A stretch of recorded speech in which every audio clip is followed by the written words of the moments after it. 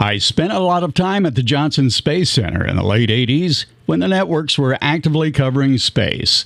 At the time, NBC had its bureau for the Southwest in Houston. It's now in Dallas, Texas for the Southwest United States. CBS and ABC and CNN and the like also have bureaus here in Dallas. It's a good place in the center of the country. You can get there from here. But in the 80s, when the Southwest NBC Bureau was still in Houston, I practically lived at the Johnson Space Center. That was a time when the networks were actively covering space. I have a few stories to tell about my experience at NASA in Clear Lake, so let's start with the Challenger disaster. That was January 28, 1986. I was not supposed to be at NASA that day. I was at home, and being a freelancer, I had taken a noon job to shoot someone speaking that had nothing to do with NASA. So I was at home watching the launch of the Challenger live, and I watched as the shuttle rose into the sky. I saw the explosion. Now, a lot of people didn't understand it to be an explosion at first because there's often explosive-looking smoke when stages separate. But I remember jumping up from my couch and saying out loud to no one, "That's not right." Silence from the TV for what seemed an eternity, 20, maybe 30 seconds. And then the flight controller says, "Apparently, we have a major malfunction." It only took seconds for NBC to call and get me to the Johnson Space Center. I explained that I had a noon commitment, but it would last less than an hour, and then I would be there right after that. I was in pain.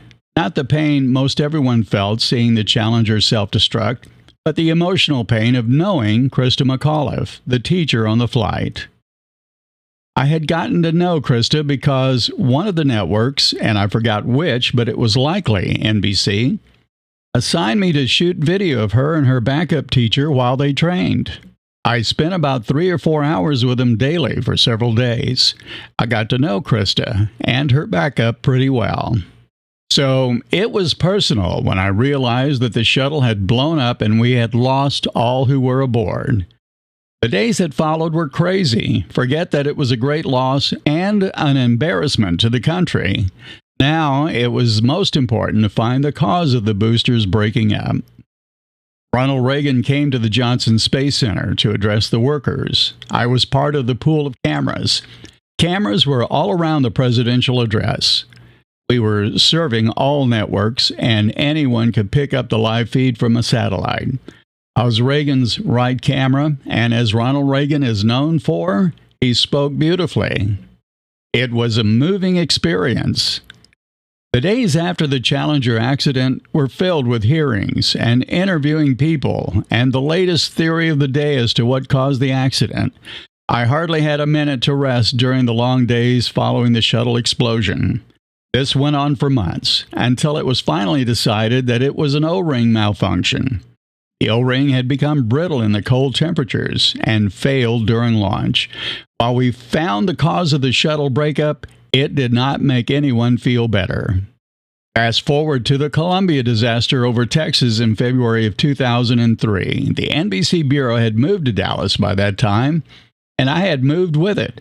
The night before the Columbia breakup in the sky just south of Dallas, I had gone to an event in Fort Worth to do a live shot for the Today Show the next morning. That was the morning of the disaster. When I got home after the Today Show live shot, I collapsed in my bed to sleep. Not long afterward, my wife Phyllis came rushing into our bedroom saying, "Wake up, wake up. The shuttle has exploded right over us. I heard the boom." NBC News in New York had been trying to contact me, but I had turned off my phone to get some very needed sleep. NBC had everyone traveling to East Texas by car and instructed everyone to take a different route so that there was a better chance that we would come across pieces of the Columbia. That plan worked. I picked up producer Linda Carrico, and we started driving toward East Texas. I took us through a small town where we found a gathering around one of the pieces of the Columbia. I took a picture of it, but in 2003, I didn't readily have the means of texting the picture to the networks immediately. It had to wait until I got to the NBC trailer or to a hotel room. I got a close-up look at one of the pieces, but didn't touch it, of course. No one was guarding the debris. You were on your honor that you would not touch it. And so that was followed by days of covering the search for pieces of the Columbia. Again, theories were flying all around. I was in East Texas about 3 weeks before I was able to go home.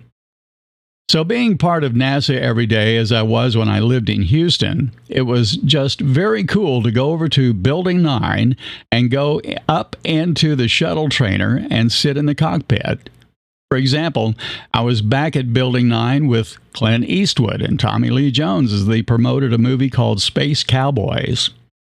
I got a chance to shoot an interview with Clint and then with Tommy Lee. We had set up the interview on a platform at the entrance door of the shuttle mock-up. Clint was nice, just a regular guy, easygoing and easy to talk to. Tommy Lee, and this was to be the second time I had shot an interview with him, was a jerk.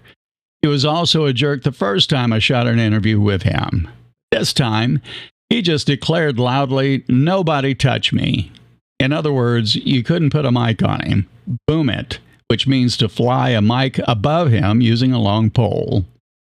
In the Space Cowboys movie, the lead characters had to go into that famous control room at the Johnson Space Center. In case you don't know, when there's a launch at the Cape controls the launch until the rocket clears the top of the launch tower. That's when control switches to NASA and that famous control room at the Johnson Space Center in Clear Lake, Texas. Now, everyone calls it Houston, but it's south of Houston in Clear Lake. If anyone asks you what was the first word spoken from the surface of the moon, the popular answer is the word Houston, as in Houston, Tranquility Base here, the Eagle has landed. However, it's not well known that Armstrong spoke contact light and a few other technical readings before pausing and then saying, Houston, Tranquility Base here, the Eagle has landed. The famous control room was seen by the public in videos or movies about the Challenger disaster and about Apollo 13. I visited that control room. To be there where so much history about NASA took place was surreal. Some of the original Mercury 7 astronauts were still at NASA in the late 80s, and one of the original Mercury 7, Deke Slayton, never flew. He had an office in South Houston, and several times we would go over to get interviews with him about current space-related events. He had a beer tap in his office, so we would do the interview and then always have a beer afterwards. He didn't want us to leave unless we had a beer with him. At one point, there was some issue among the astronaut corps. Their leader was one of the original Mercury 7 astronauts, and honestly, I cannot remember for sure which one it was. So I don't want to say a name and be wrong. But I went out to his house to try and interview him, and he was angry and belligerent. He closed the door on us. I walked around, and I was in the driveway close to the garage door when his garage door suddenly opened. I heard tires squealing. That astronaut came bursting out of his garage and narrowly missed me as he drove aggressively out the driveway. At another time, I spent an afternoon with Sally Ride. If you remember, Sally Ride was the first female astronaut that flew.